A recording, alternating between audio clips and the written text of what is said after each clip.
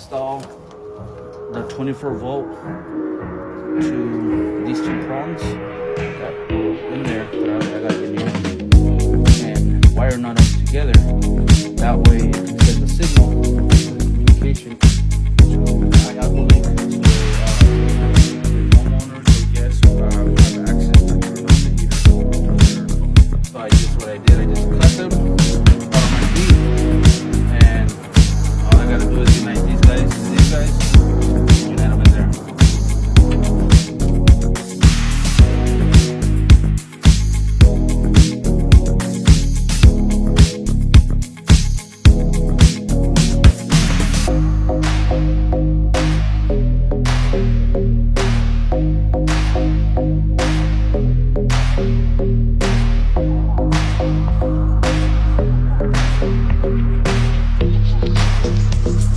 That's the connection.